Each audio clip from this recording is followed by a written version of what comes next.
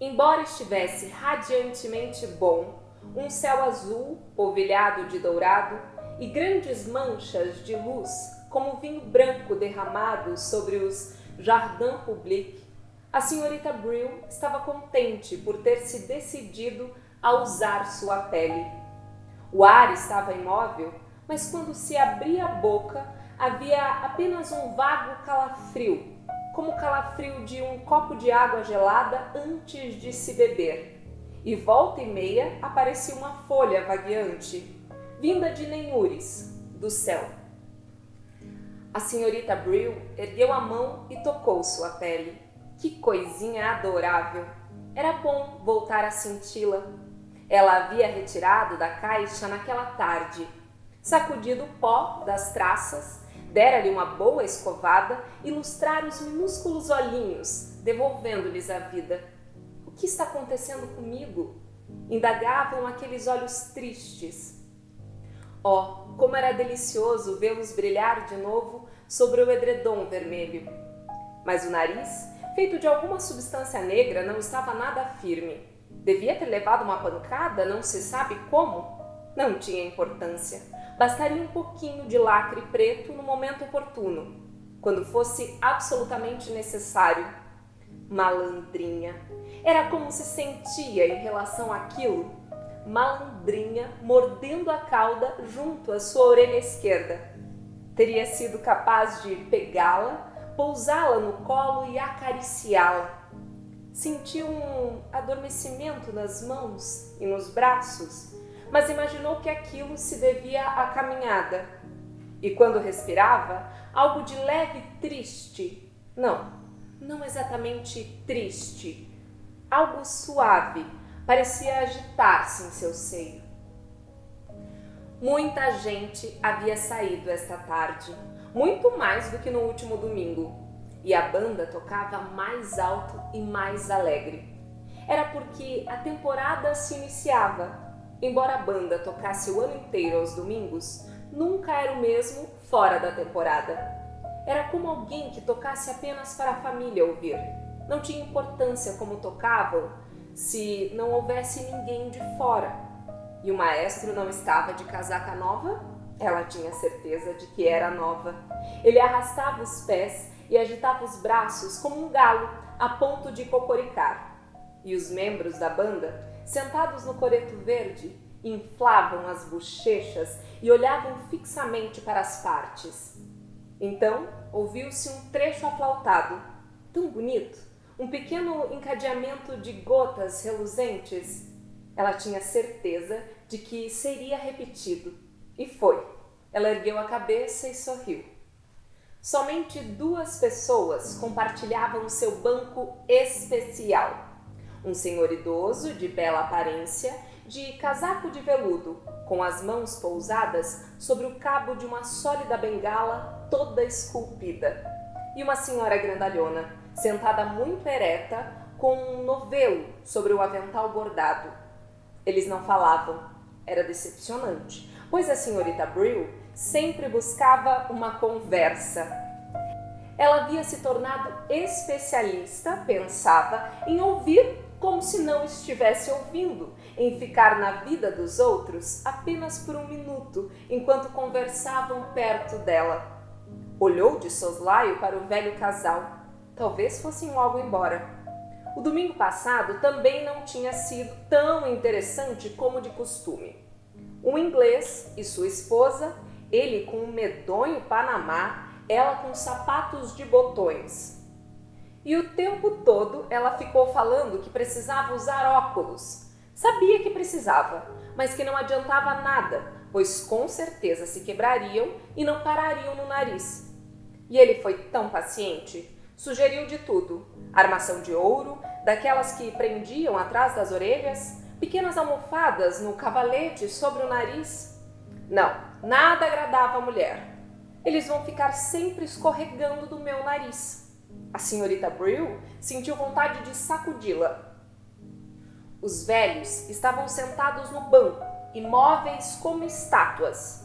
Não importava, sempre havia multidão para observar. De um lado para o outro, Diante dos canteiros de flores e do coreto, casais e grupos desfilavam, paravam para conversar, cumprimentavam-se, compravam buquês de flores do velho mendigo que prendia seu tabuleiro nos gradis. Crianças pequenas corriam entre eles, pulando e rindo. Menininhos com grandes laçarotes brancos de seda sob o queixo, menininhas, pequenas bonecas francesas com vestidos de veludo e renda. E de vez em quando, um garotinho desgarrado aparecia subitamente, cambaleando por entre as árvores. Parava, olhava e então sentava pesadamente no chão, até que sua mãezinha acorria pressurosa, como uma jovem galinha que vem ralhando resgatar a cria.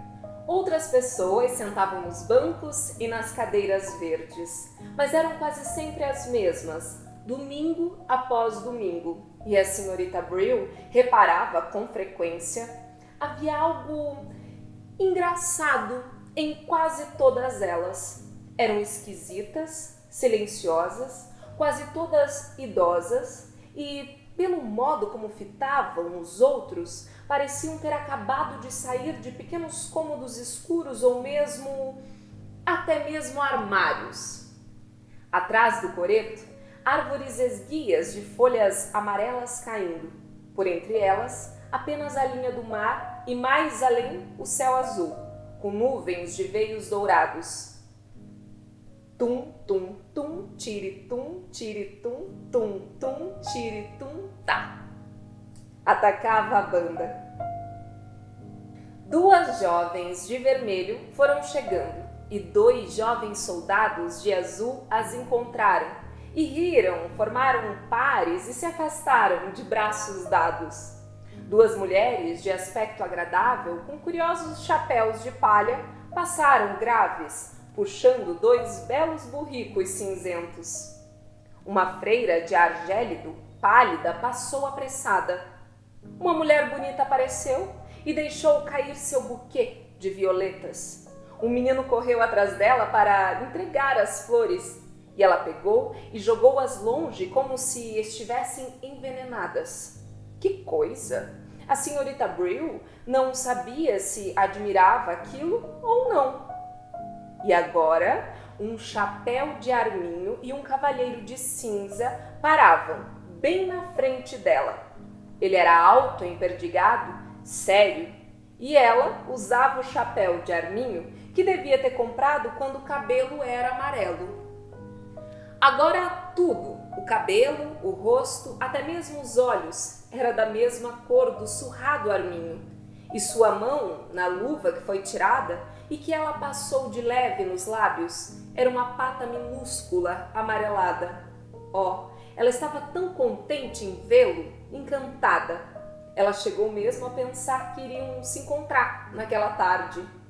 Ela descreveu por onde estivera, todos os lugares, aqui e acolá, à beira-mar. O dia estava tão agradável, ele não achava?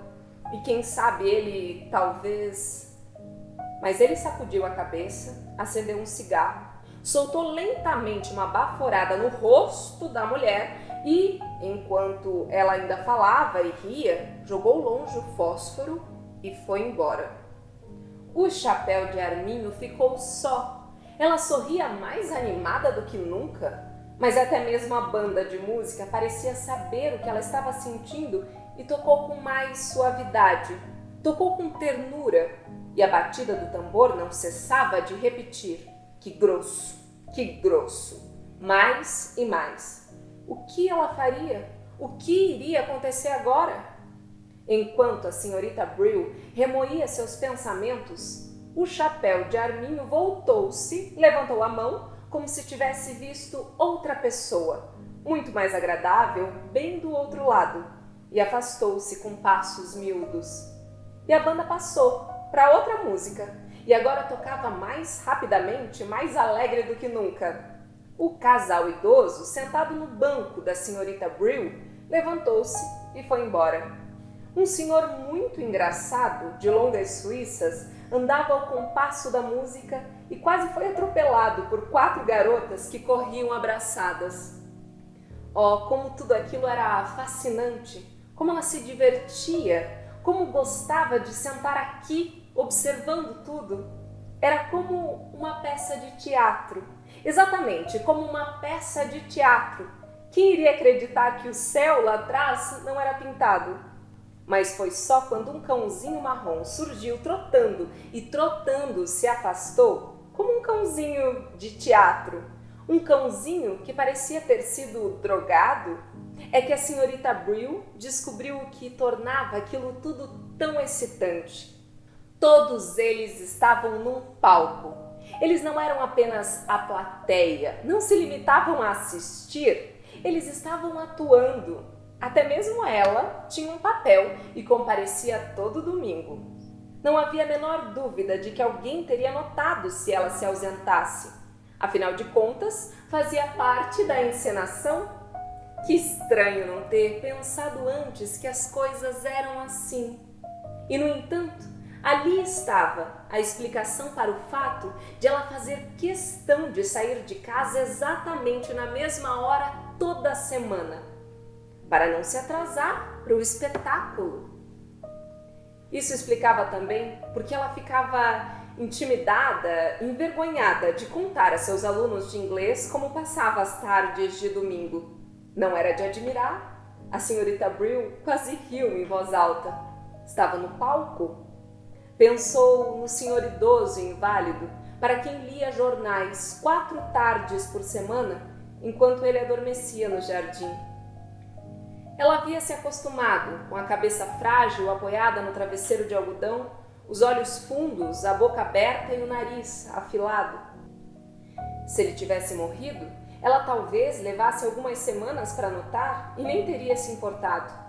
Mas subitamente ele saberia que seu jornal estava sendo lido por uma atriz. Uma atriz. A velha cabeça erguia-se. 2 pontos de luz brilhavam nos velhos olhos. Uma atriz. A senhora é atriz? A senhorita Brill alisava o jornal como se fosse o texto da peça e dizia com delicadeza: sim. Sou atriz há muito tempo. A banda tinha feito uma pausa. Agora recomeçava. E o que tocava era algo cálido, ensolarado, embora contivesse um ligeiro calafrio. Algo... O que era mesmo? Não era tristeza. Não, tristeza não era. Algo que dava na gente vontade de cantar. A música elevou-se, elevou-se. A luz brilhou e pareceu à senhorita Brill que, dali a pouco, todos eles, o elenco inteiro, começariam a cantar. Os jovens, aqueles que riam e passeavam juntos, começariam, e as vozes dos homens, muito resolutas e ousadas, se juntariam às deles. E em seguida ela também e os outros sentados nos bancos. Eles entrariam com uma espécie de acompanhamento, algo em surdina que mal se levantava ou abaixava, algo tão belo, comovente. E os olhos da senhorita Brill se encheram de lágrimas, e ela, sorrindo, olhou para os outros membros do elenco. Sim, nós compreendemos, pensou, embora não soubesse o que eles compreendiam. Exatamente naquele momento, um rapaz e uma moça apareceram e sentaram-se no lugar onde estivera o velho casal. Vestiam-se lindamente. Estavam apaixonados. O herói e a heroína chegavam, é claro, do iate do pai dele, ainda cantando sem emitir um som sequer, ainda com aquele seu sorriso trêmulo. A senhorita Brill preparou-se para ouvir. Não, agora não, disse a jovem. Aqui não posso. Mas por que não? Por causa dessa velha idiota sentada na ponta do banco? Perguntou o rapaz. Afinal de contas, por que ela vem aqui? Quem quer saber dela? Por que não deixa trancada em casa sua cara velha e murcha? O que eu acho engraçado é a pele que ela está usando, disse a jovem dando uma risadinha. Parece um peixe frito. Ah, vá dando fora daqui, disse o rapaz num murmúrio enfurecido. E em seguida, e então, ma petite chère. Não, aqui não, disse a jovem, ainda não. A caminho de casa, ela costumava comprar uma fatia de bolo de mel na doceira. Era seu luxo dominical. Às vezes havia uma amêndoa na fatia, às vezes não. Aquilo fazia uma grande diferença. Se havia uma amêndoa, era como levar para casa um presentinho, uma surpresa, algo que poderia muito bem não ter estado lá. Ela se apressava em comer a amêndoa dos domingos, acendia um fósforo e punha água para ferver com muito ímpeto. Mas naquele dia, ela passou pela doceira sem entrar. Subiu as escadas, entrou em seu quarto acanhado e escuro, seu quarto que parecia um armário, e sentou-se sobre o edredom vermelho. Ficou ali durante muito tempo. A caixa onde era guardada a pele estava sobre a cama. Ela desenganchou rapidamente a pele e rapidamente, sem olhar, guardou-a na caixa. Mas quando pôs a tampa, pensou ter ouvido alguma coisa chorar.